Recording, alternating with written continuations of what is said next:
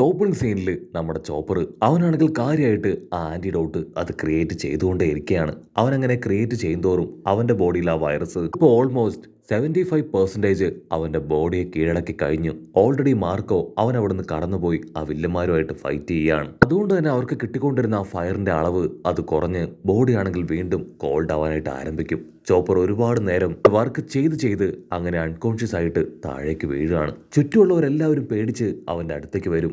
അടുത്ത നിമിഷം ചോപ്പറിന്റെ ഒരു പല്ല് അത് മോൺസ്റ്റർ രൂപത്തിൽ താഴേക്ക് വന്ന് അവന്റെ ഒരു കണ്ണ് വൈറ്റായി തീരുകയാണ്. ചുറ്റുമുള്ളവരെല്ലാവരും പേടിച്ച് ദൂരേക്ക് മാറും. പക്ഷെ ചോപ്പർ അവൻ ചാടി എഴുന്നേറ്റ് വിട്ടുകൊടുക്കില്ല. തീർച്ചയായിട്ടും ഞാൻ തോൽക്കാൻ തയ്യാറല്ല. ആ ഒരു വൈറസിനെ ബോഡി ടേക്ക് ഓവർ ചെയ്യാൻ ഞാൻ അനുവദിക്കില്ല എന്ന് പറഞ്ഞ് അവൻ വീണ്ടും കാര്യമായിട്ട് അവന്റെ വർക്ക് മുൻപോട്ടേക്ക് കൊണ്ടുപോകും. അതേസമയം ഇവിടെ ഓരോരുത്തരായിട്ട് സോംബീസായി തീരുകയാണ്. അവരാണെങ്കിൽ പരസ്പരം തല്ലിയും പരിക്കേൽപ്പിച്ചും അറ്റാക്ക് ചെയ്തും അങ്ങനെ നിലവിളിക്കും. അപ്പാപ്പനാണെങ്കിൽ ദേഷ്യപ്പെട്ടു പറയും, പ്ലീസ് അല്പനേരം കൂടെ നിങ്ങൾ കൺട്രോൾ ചെയ്യേ. നമ്മളെ സഹായിക്കാൻ ആഗ്രഹിക്കുന്ന ചോപ്പർ അവൻ പോലും ഇപ്പൊ ആ ഒരു വൈറസാൽ അഫക്റ്റഡ് ആയിട്ട് ഇരിക്കുകയാണ്. തീർച്ചയായിട്ടും അവൻ നമ്മളെ സേവ് ചെയ്യും. മറ്റുള്ളവരെല്ലാവരും അപ്പാപ്പന്റെ സൈസ് കണ്ട് ഞെട്ടുകയാണ്. കാരണം അത്രയും ചെറിയ സൈസിലുണ്ടായിരുന്ന അപ്പാപ്പൻ ഇപ്പോ ആളുടെ പഴയ രൂപത്തിലേക്ക് മാറിയിരിക്കുകയാണ്. അപ്പാപ്പൻ ടെററായിട്ട് അവരോട് മാറി നിൽക്കാനായിട്ട് ആവശ്യപ്പെട്ട് ഇപ്പൊ ആ വില്ലന്മാരുമായിട്ട് ഫൈറ്റ് ചെയ്യാൻ മുൻപോട്ടേക്ക് കടന്നു പോകും. മറ്റൊരു ഭാഗത്ത് ഹപ്പോംസിനാണെങ്കിൽ എന്താ ചെയ്യേണ്ടതെന്ന് അറിയില്ല. അവന്റെ അസിസ്റ്റൻസ് ആണെങ്കിൽ അവനോട് റിക്വസ്റ്റ് ചെയ്യും, പ്ലീസ് നിങ്ങൾ തന്നെ എന്തെങ്കിലും ചെയ്യണം. ഞങ്ങൾ അവരുമായിട്ട് ഫൈറ്റ് ചെയ്ത് ആ ആന്റിഡോട്ട് തിരികെ പിടിക്കാൻ ശ്രമിച്ചു, പക്ഷെ ഞങ്ങളെ കൊണ്ട് അതിനായില്ല. ഇൻ കേസ് ആ ഒരു ആന്റിഡോട്ട് അത് നമുക്ക് തിരികെ പിടിക്കാനായില്ലെങ്കിൽ ക്വീൻ അദ്ദേഹം നമ്മളെ ഹെൽപ്പ് ചെയ്യില്ലേ. അതിന് അവനാണെങ്കിൽ തലയ്ക്ക് കൈ കൊടുത്ത് ക്വീനെ ചൂണ്ടിക്കാണിക്കും. നിങ്ങളത് കാണുന്നില്ലേ, ക്വീനിന് നമ്മളുടെ ലൈഫിനെ കുറിച്ച് യാതൊരു ടെൻഷനും ഇല്ല. അവനവിടെ ക്യാഷ്വലായിട്ട് ഇരിക്കുകയാണ്. നമ്മൾ തന്നെ എത്രയും വേഗം ആ ആന്റിഡോട്ട് തിരികെ പിടിക്കണം എന്ന് പറഞ്ഞ് അവൻ പാനിക് ആവുകയാണ്. നമ്മൾ എത്രയും വേഗം ആ ചോപ്പറിനെ അവനെ അടിച്ച് തകർത്ത് ആന്റിഡോട്ട് സ്വന്തമാക്കണം എന്ന് പറഞ്ഞ് അവനാണെങ്കിൽ തിരിഞ്ഞു നോക്കും. അപ്പൊ അവന്റെ തൊട്ട് മുൻപിൽ ഡ്രേക്കിന്റെ പവറിന് മുൻപിൽ ഹോംസിന് പിടിച്ചു നിൽക്കാൻ കഴിയില്ല എന്ന് അവന് നന്നായിട്ട് അറിയാം. മാത്രമല്ല ആ ഒരു അപ്പാപ്പൻ ആളാണെങ്കിൽ ആളുടെ ജയന്റ് രൂപത്തിലേക്ക് മാറിയിരിക്കുകയാണ്. ഒരിക്കൽ കൈഡോ പോലും അവന്റെ ടീംമേറ്റ് ആക്കി മാറ്റണം എന്ന് ആഗ്രഹിച്ച ആളാണ് ആ അപ്പാപ്പൻ. സോ ആളുടെ പവർ നിസ്സാരമല്ല. നമ്മളിനി എന്ത് ചെയ്യും ചിന്തിച്ച് അവൻ കൺഫ്യൂസ്ഡ് ആവും. ഇവിടെ അപ്പാപ്പനാണെങ്കിൽ ചാടി വന്ന് എയറിൽ ഒരു അറ്റാക്ക് നടത്തുകയാണ്. ആ ഒരു അറ്റാക്കിൽ ഒരുപാട് വില്ലന്മാർ അങ്ങനെ മരിച്ചു വീഴും. അതുകൊണ്ട് എല്ലാവരും സെക്കൻഡ് ഫ്രീസ് ആയിട്ട് നിൽക്കും. അപ്പാപ്പനാണെങ്കിൽ ആളുടെ അസിസ്റ്റൻസിനെ അടുത്തേക്ക് വിളിക്കും.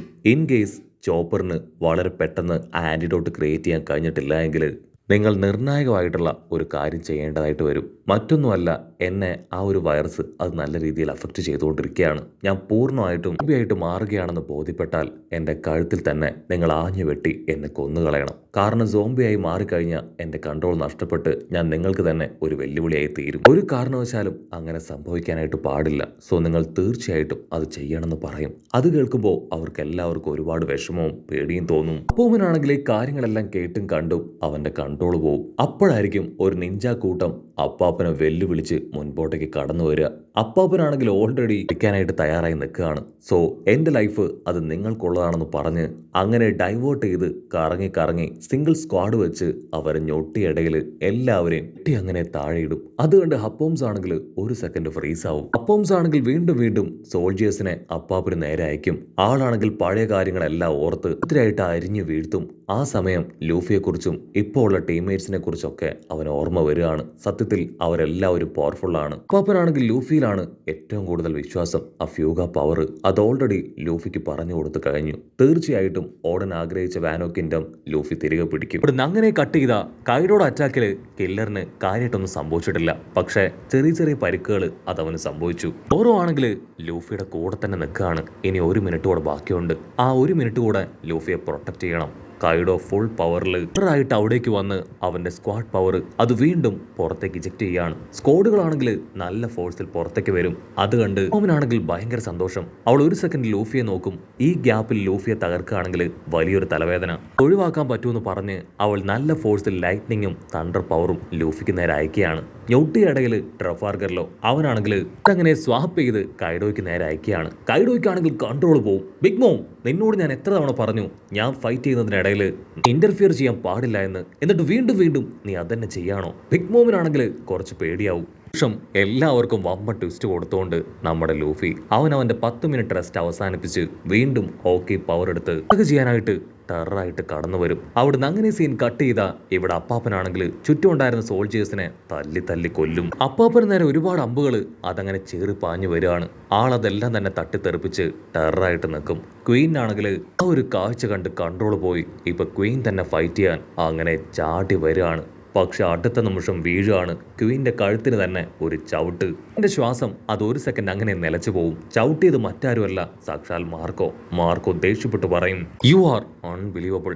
ഞാനിവിടെ നിൽക്കുന്നത് നീ കണ്ടില്ലേ? ആദ്യം നീ എന്നെ ഫൈറ്റ് ചെയ്ത് തോൽപ്പിക്കേ, അതിനുശേഷം ബാക്കി സാമുറായുടെ കാര്യത്തിൽ നമുക്ക് തീരുമാനം ഉണ്ടാക്കാം. അടുത്ത നിമിഷം ക്വീനിന് കട്ട സപ്പോർട്ടുമായി കിൻ അവിടേക്ക് എത്തും. അത് കണ്ട മാർക്കോ ആണെങ്കിൽ ആദ്യം ഫയർ പവർ വെച്ച് അറ്റാക്ക് ചെയ്യും. ഡൈവേർട്ട് ആവുന്ന ഗ്യാപ്പിൽ ഇപ്പോ മാർക്കോ കറങ്ങി വന്ന് കിങ്ങിന്റെ തലയ്ക്കൊരടി. കിങ് ആണെങ്കിൽ തെറിച്ചു പോയി അടിച്ചു വീഴും. ക്വീനിന് അത് കണ്ട് സഹിക്കില്ല.